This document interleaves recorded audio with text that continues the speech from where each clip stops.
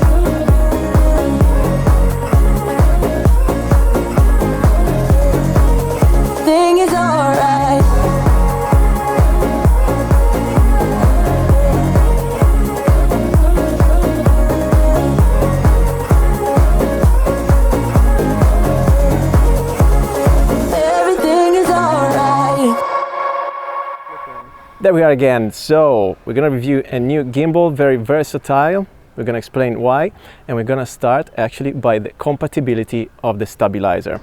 It's very helpful because we can mount different devices, including mirrorless cameras, DSLRs, but also point and shoot, GoPros or action cameras and smartphone. So you can cover all the recording device you have or you might have. When I talk about compatibility, bear in mind, I'm talking about what devices the gimbal supports, not the devices you can actually control through the gimbal.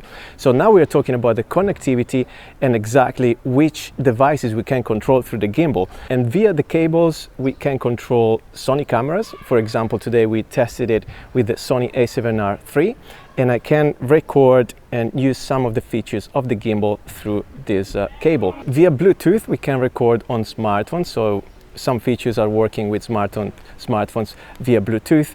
And in terms of GoPros or action cameras, we can only balance the camera on the gimbal. We can't really control it through the stabilizer. But this feature might come actually with a new update of the firmware, so stay tuned on the Feiyu website and on my YouTube channel. Of course, hit subscribe, follow Joe as well. Okay, we do a bit of unboxing. I'm gonna tell you what you find in the box. And first of all, the gimbal. We have a tripod, different cables to connect your cameras to the gimbal and to control your cameras. I'm sure there are also some cables compatible with Panasonic cameras. We have USB-C cable to charge the gimbal, so it's chargeable via USB-C. We have the main plate.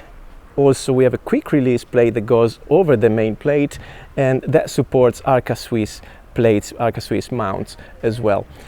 We will find a lens support, the usual V-shaped support for the front. We have a smartphone holder, and we have also, which is very good and you will not find in other gimbals, is a GoPro mount. It comes with a GoPro screw, of course, as well. You will find also a rod for your focus puller, your focus motor, with a screw as well. But if you want the focus motor, you need to buy it separately, and this is the one I got. You can see in the clip right here. Talking about the build, all right, mainly plastic or resin, and the arms and the motors is aluminum alloy. It has a T shape, as you can see there. It's very tiny and portable when you take the tripod off it. I really like the shape actually. It's quite ergonomic, and you have the handle as well, but it doesn't come off. So it's an old package, just one unit. You can't take much stuff of it. We have a digital display, still part of the body. A lot of buttons. We're gonna go through the buttons in a second, but what I wanted to cover is the dimensions and the weight.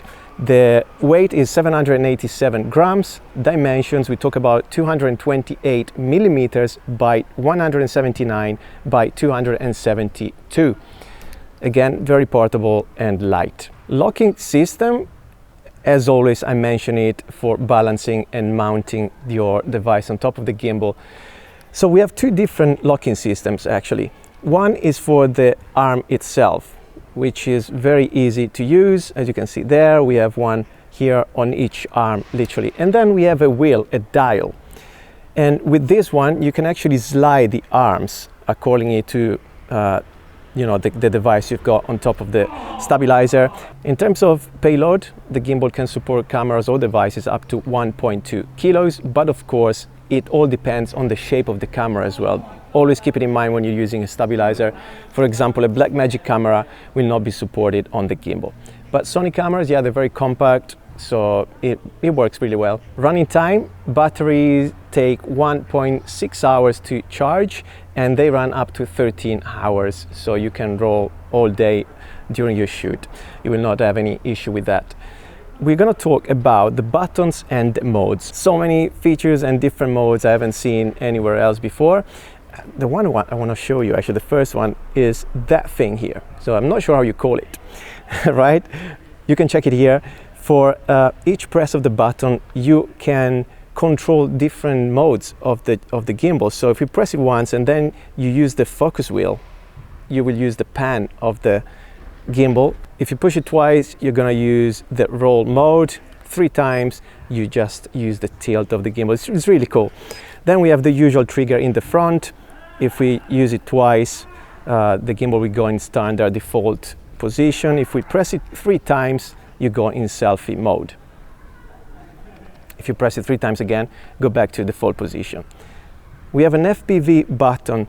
This is quite interesting as well, which is called POV mode in other gimbals, and literally you can use the gimbal in any way you want. On this side we have the display, as I mentioned, with the joystick. You can control the pan and tilt with the joystick. The M mode, you go through the different modes of the gimbal as always, and the rec button. So if your device is compatible with the gimbal, by pressing this button your camera will start recording. And also we have an F2 and F1 buttons on the side of the gimbal to go quickly through certain options of the menu. We have 2 different USB-C ports at the front of the gimbal, one to control the camera through the gimbal, and the other one is for the focus puller. And I think that's all in terms of button, guys. So we go to the next category. To fully operate and make the most out of the gimbal, you might want to download the apps. So there's 2 different apps. For Sony cameras, for example, in this instance, we can download the Feiyu SCORP app. And through the app, we can also use the device. So press rec and record through the camera. For action cameras, we still use the same app, the Feiyu SCORP, but we can only move the gimbal through the app. We can't control the action camera once again. For smartphones, instead, we need to download a different app, which is called Feiyu On. So make sure you have the different apps on your phone when you want to use it completely. In the apps, you will find different options as well, different modes, including auto rotation, which in other gimbals, it's called the vortex. You've got inception mode, different things.